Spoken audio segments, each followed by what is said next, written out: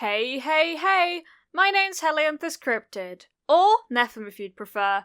Welcome to my cozy corner of the internet. Today I am beginning a new fanfiction, an absolute novel of a fanfiction, which is called Inheritance. With a mammoth 77 chapters, this completed fic is one I can't wait to read to you. Inheritance is written by A is for Amy, 71. This fanfiction is for mature audiences, with canon-typical violence and a trigger warning for major character death. If that isn't your style, then I recommend Shades of Green, which is written by Maybe It's Friendly on AO3. It can be found on my channel. Canon Divergence is the name of the game, and it indulges the what-ifs of Midoriya Izuku having a quirk. With that being said, the chapter summary is as followed. When Inko dies in a train wreck while protecting Izuku from the impact, Izuku discovers he had a quirk all along. The ability to inherit the quirks of people that die is, to say the least, problematic. It sends Izuku on a much different track than he had ever imagined his life taking, but will hopefully end up exactly where he needs to be. Now I implore you to sit back and relax whilst I read to you.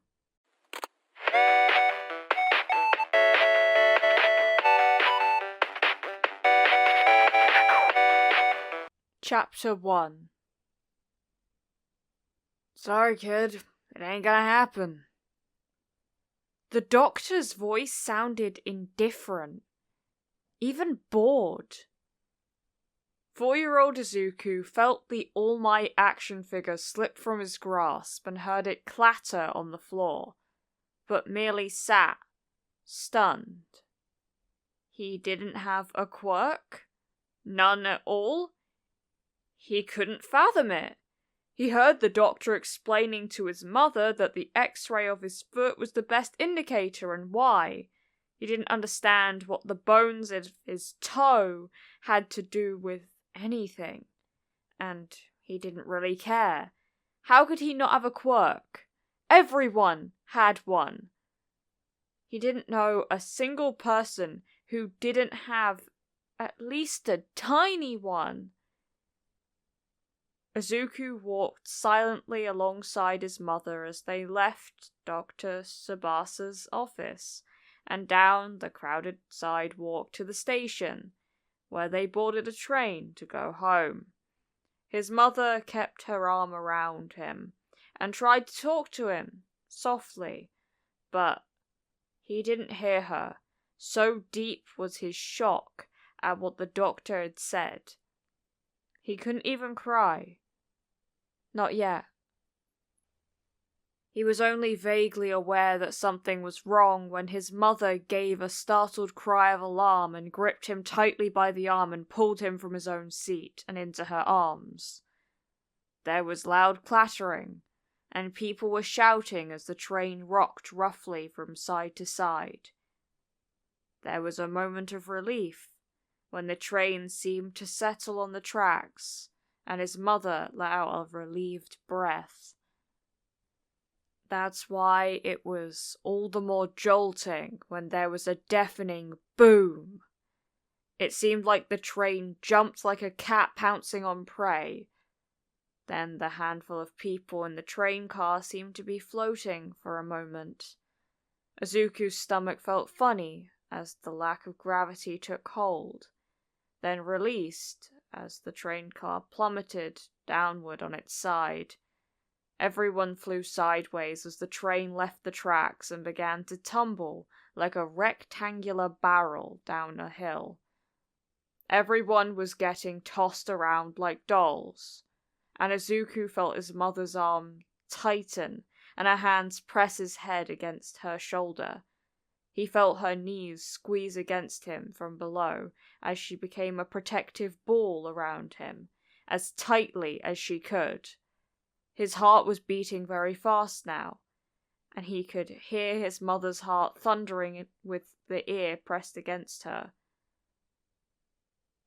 It was like what Izuku imagined it might be like to take a ride in a tumble dryer as they rolled around, with the world and everything in it spinning around them. There were lots of bumps, and Izuku was scared because his mother was screaming as they fell.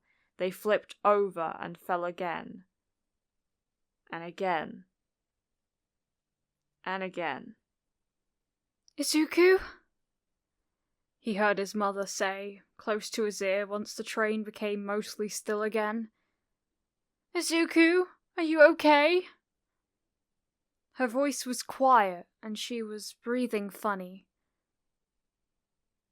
"Okay," Izuku answered, whispering too. "I love you, baby boy," she told him, like she did when she tucked him into bed at night. "Love you too," he answered, wondering why she was crying. Was she hurt, or just scared? He was scared. He didn't know what was going on, but he could tell that something bad was happening. He hurt pretty much all over from being bumped around, but he didn't want to scare his mother by crying. While he was in pain, it didn't hurt that bad, and he was going to be a hero someday, and heroes never cry. He was trying to think of what he could do or say to make his mum feel better. But then, more bad things happened. There was a shudder of the train car then, and then a sharp snap, and a rushing sensation as the train began to slide on its roof down an incline. The seats were where the ceiling should be, and there was broken glass all around them. Izuku could feel something warm and wet on his face, and on the arms wrapped around his mother. The other passengers were all shouting again, but not his mother. She was still wrapped around him, but not as tightly, and she was quiet and calm. Izuku thought she was very brave, not panicking like everybody else. It was then that the train came to an abrupt stop, and Izuku felt something hit him in the head hard enough to make stars float in his vision before everything went black. When Izuku woke up, he thought he must be dreaming. He did feel sleepy. He was in a bed in a white and blue room with bright lights, and Kachan's mom was there, for some strange reason. She looked tired and her eyes were red around the edges, instead of just in the middle, like normal. "Auntie?" Izuku asked, surprised when his voice sounded way too loud in a quiet space. "Hey there," Auntie said, reaching out a hand to gently ruffle his hair. "Tough day, huh?" She picked up something from the mattress that had a red button on it, and pressed the button before putting it back down. "Where are we?" Izuku asked, using a quiet voice and looking around curiously. There were weird curtains hanging from the ceiling, and poles with weird machines on them, and a tube was taped to his arm, and his arm was taped to some kind of board. "This is a hospital," Auntie said gently. "You got a little banged up in the accident." Izuku tried to remember, but only had blurry memories of riding a train with his mother and that something strange had happened. "I think the train crashed," he said finally, thinking hard about it. "That's right," Auntie told him with a wobbly smile. "A villain made the train crash." Two people came into the room. One was a short man in a blue shirt and pants with greenish skin and sleek feathers for hair, and the other was a kind-looking woman in a white dress. Well, Midoriya-kun," the man said kindly.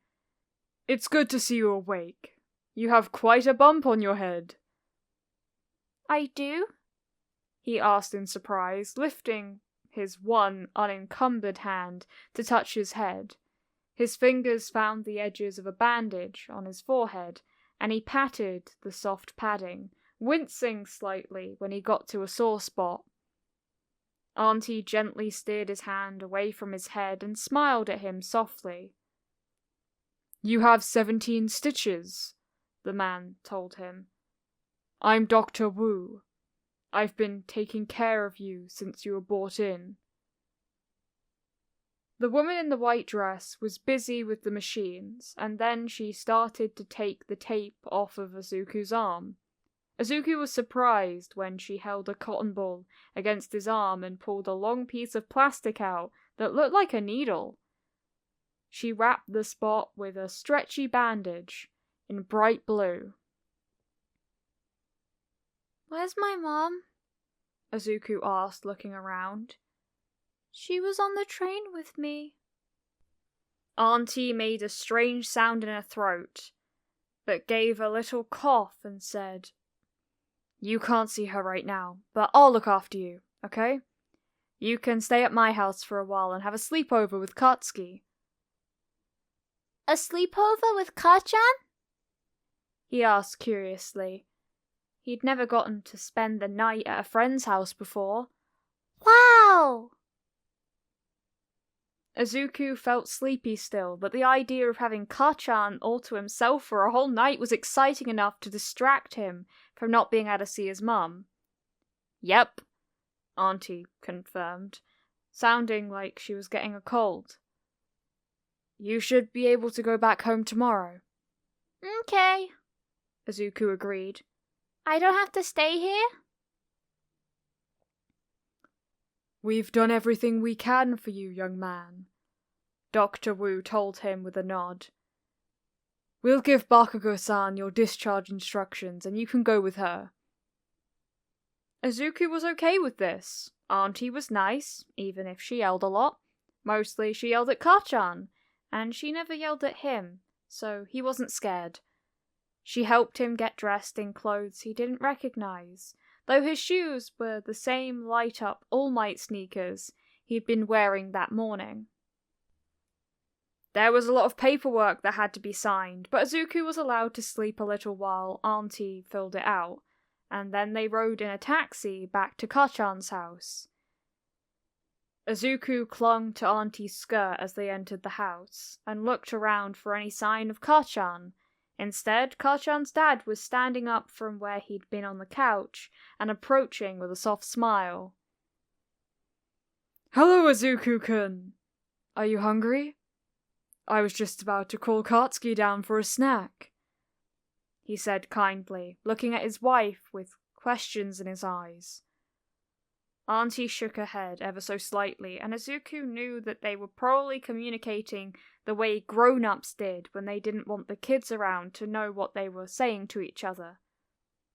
Yes, please, Izuku said, remembering to be polite. He didn't know how long it had been since breakfast that morning, but his tummy was feeling grumbly now. Auntie ruffled his hair again, just as Ka-chan came thundering down the stairs. Is Mum home yet? He called out as he approached. Hi, Ka-chan! Izuku said brightly, stepping out from behind Auntie. Izuku! Ka-chan greeted him. Hey! Why are you wearing my clothes? Izuku shrugged and looked down at the red shirt with skateboarding T-Rex on it. I don't know. Your mum brought them. Why'd you have a big band-aid on your head? You got an ouchie? Katsuki demanded. Izuku nodded uncertainly, and Auntie came to his rescue. Izuku was in an accident this morning, and his clothes got dirty, so I took him some of yours. He got a cut on his head, but the doctor gave him some medicine, so it's not hurting right now. He's gonna be staying here with us tonight. Cool, Katsuki accepted easily. I can show him the rhinoceros beetle I caught yesterday. Kachan's dad came in a moment later, holding a tray with tea and snacks, and set it on the table. Izuku sat across the table from Kachan and grinned at him. Dorayaki! Kachan announced, standing on his chair and grabbing 2 plastic-wrapped treats from the tray and holding them up. Do you want the red bean or the strawberry? Izuku held out his hand towards the strawberry one, since he knew that red bean was Kachan's favourite.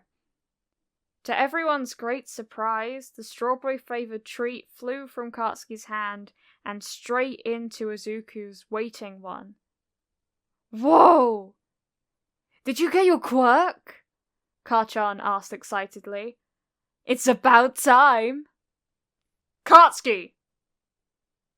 His mother scolded his rudeness before turning to the green-haired boy. It looks like you got your mother's quirk, Izuku. How exciting! When did this happen? I don't know. It never happened before. Izuku cried with wonder. Wow! Do it again! Katsuki demanded, jumping up and down on his chair. Izuku looked to Kachan's parents for permission and wondered why they were looking at each other sadly. Wasn't getting a quirk a good thing? The doctor had said he didn't even have one, and now Izuku could see that the doctor was just wrong. Try to float this one over to you, Kachan demanded with a huge grin, holding up the other dorayaki. Izuku concentrated on the other packet and made a waving motion like he'd seen his mother do when she used her quirk. He was delighted when it gently floated over to him. All right, Auntie said indulgently after a moment. Don't overdo it. Eat your snack and then go play. She picked up the red bean treat and passed it back to her son, and both boys grinned at each other before tearing open the plastic and starting their little feast. Izuku ate 2 dorayaki and then some crackers as well, feeling much better with his food in his tummy. Once their tea was finished, Kachan jumped down and rounded the table to pull at Izuku's arm. Come on! Let's go to my room and see what you could do with your quirk. Izuku hopped down and followed, with Auntie calling after them to be careful of Izuku's head wound. The doctor gave me some medicine for you, so if you start getting a headache or feel bad, come tell me. Izuku followed Kachan to his room, where they practiced with Izuku's quirk by having Izuku pull all kinds of things towards him. His mother had only been able to pull small objects to herself, and it seemed that Izuku was no different. He tried to move a CD player off of Kachan's desk, but all he could do was make it slide a little, and it couldn't hover at all. Well, it's not as good as my quirk, Kachan told him, somewhat consolingly. But maybe it'll get stronger if you practice enough. Izuku was feeling tired and sore by the time the boys were called down for dinner. Auntie gave him some medicine that tasted bitter, but gave him some fruit milk to wash it down with, so it was okay. By the time dinner was finished, Izuku was beginning to feel sleepy, when Auntie came to help him and Kachan with their bath and getting into pajamas. He got the first look at his body. Whoa!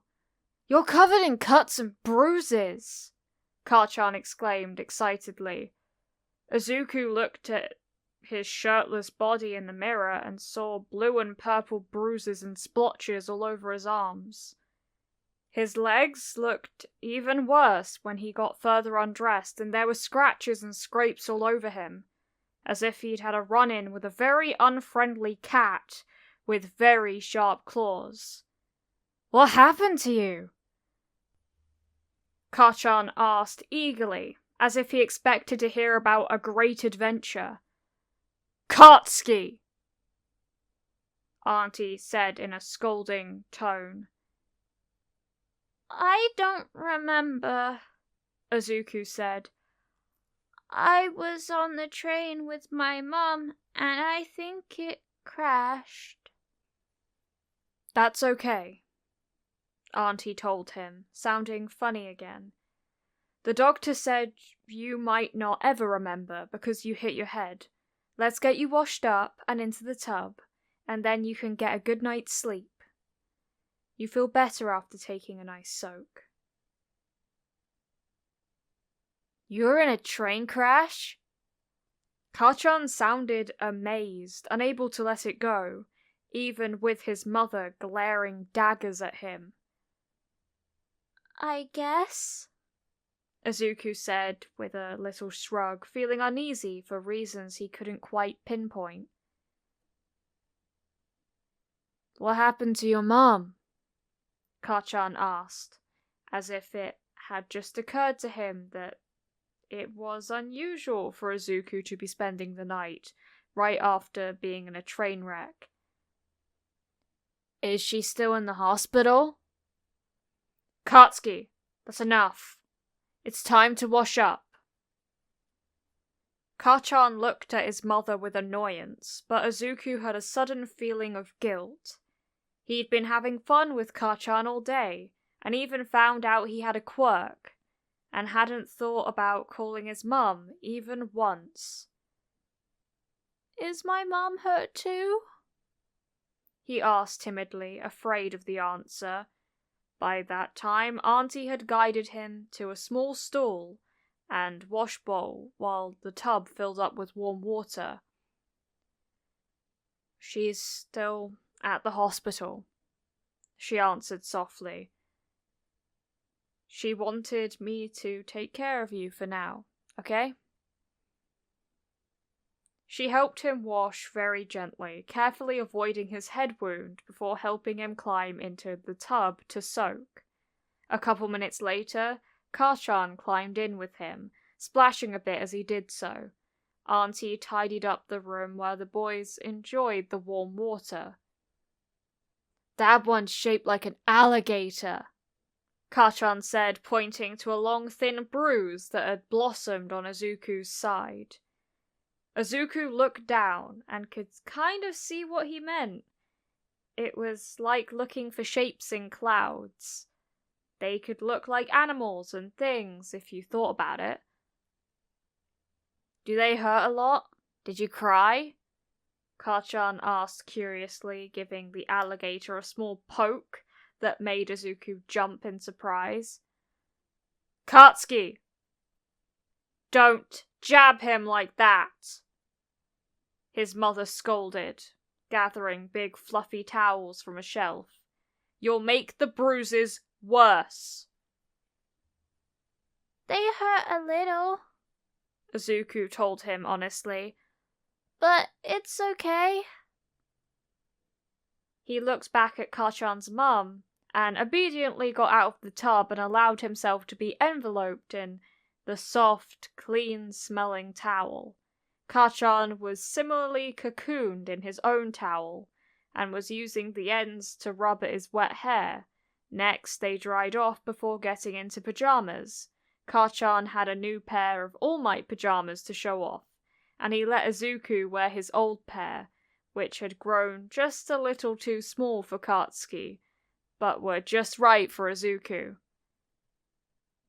There was a child-sized futon on the floor beside Kachan's bed, and Izuku settled down under the quilt while Kachan climbed onto the mattress and under the covers. Once they were both tucked in, Izuku looked to Auntie. "Will I be able to see my mom tomorrow?" Auntie gasped and looked away for a moment, then took a deep breath and said, "I'm not sure, honey. We'll have to wait and see. Sleep well." The lights were turned off as she shut the door behind her. but there was an All Might nightlight plugged into the wall by the door, so it wasn't too dark. Izuku thought that he and Kachan would stay up, playing and talking, but before he knew it, his eyes were getting droopy and he fell asleep. Thirst had woke him up a couple hours later, and Izuku quietly crept out of the room and went to see if he could get a drink of water. Auntie was in the kitchen talking to Uncle, and they didn't see him at first. She was the only casualty, apparently, Auntie was saying. Hisashi said he'd catch the first flight he could book a seat on. He should be here tomorrow, so you might need to go and get him from the airport.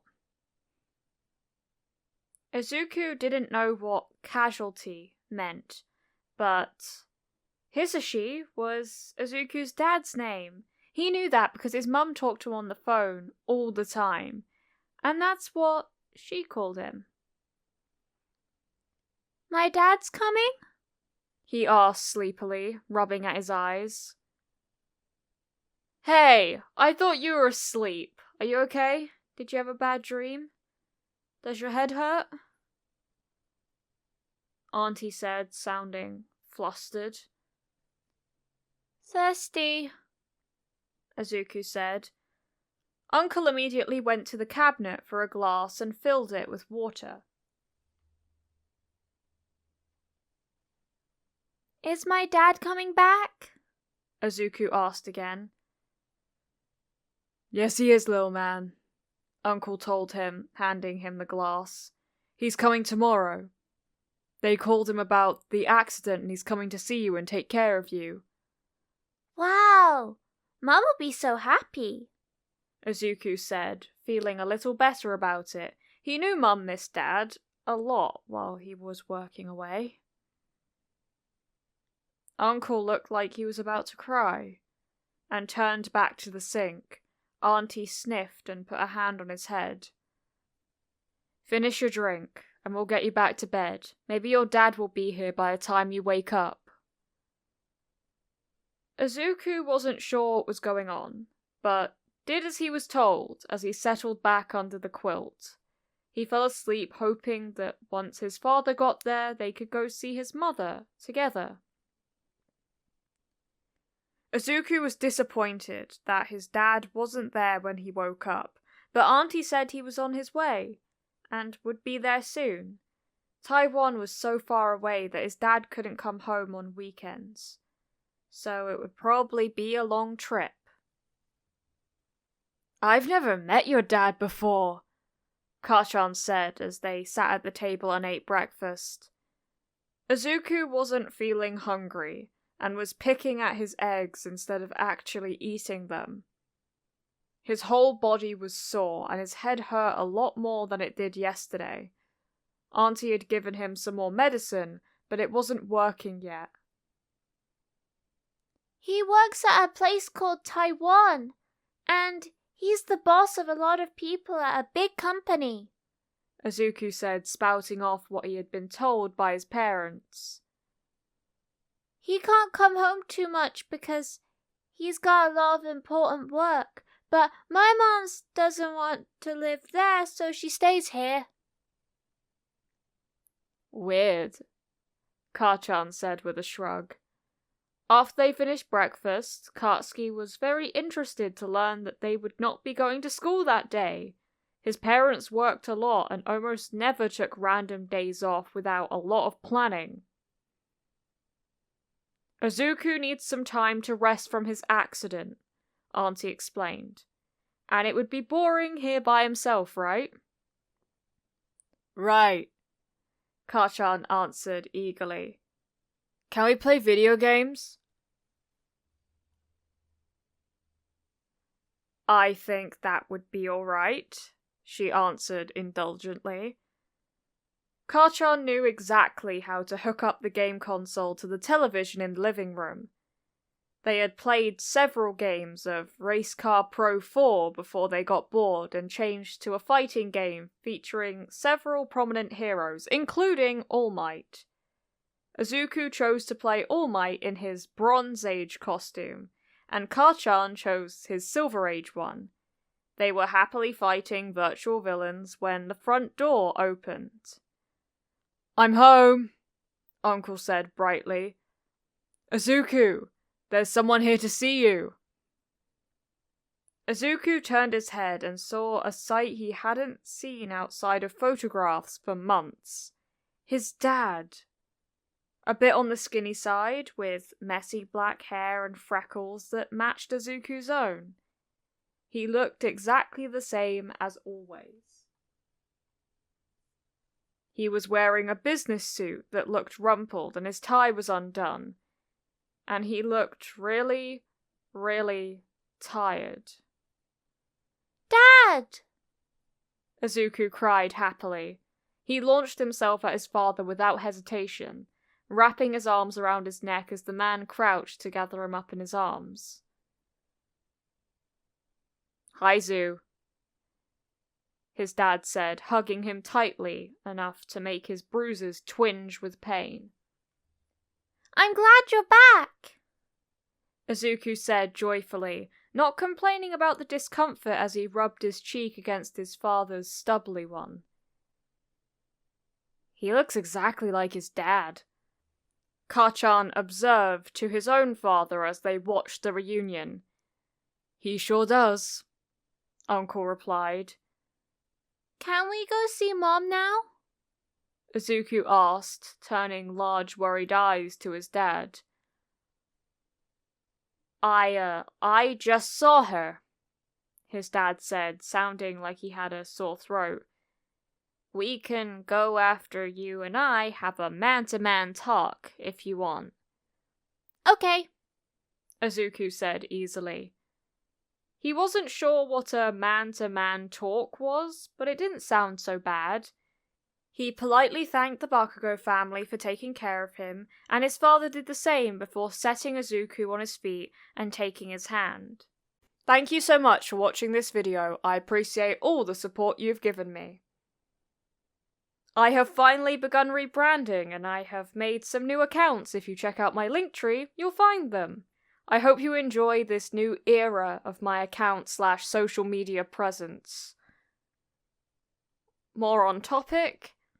Wow, that ending was hard to read because just my heart.